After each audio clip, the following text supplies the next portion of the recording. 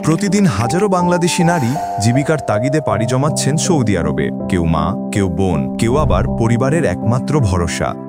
কিন্তু বিদেশের মাটিতে তাদের অনেকেই অমানবিক কষ্ট আর মানসিক নির্যাতনের শিকার হচ্ছেন। কেউ বা জড়িয়ে পড়ছেন অনৈতিক কাজে। অনেকে মাসের পর মাস বেতন পান না, কারো পাসপোর্ট আটকে রাখা হয়, কেউ নির্যাতনের শিকার হয়ে পালিয়ে দূতাবাসে আশ্রয় নেন। কিন্তু অনেক সময় পর্যাপ্ত সহায়তা না পেয়ে তারা আরও ভেঙে পড়েন মানসিকভাবে। বাংলাদেশ সরকার প্রবাসী কল্যাণ মন্ত্রণালয় ও দূতাবাসের মাধ্যমে সহায়তা দেওয়ার কথা বললেও বাস্তবে অনেকেই সেই সহায়তা পান না। প্রশ্ন জাগে, এই নারীদের নিরাপত্তা নিশ্চিত করতে আরও কার্যকর উদ্যোগ কেন নেওয়া হচ্ছে না? তারা অপরাধী নয়, তারা পরিশ্রমী নারী। দেশের অর্থনীতিতে তাদের পাঠানো রেমিটেন্সের অবদান অপরিসীম। তবুও তারা বঞ্চিত, নিপীড়িত আর অবহেলিত।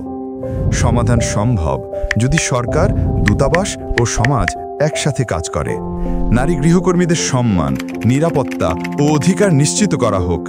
তাদের কণ্ঠ যেন আর নীরব না থাকে।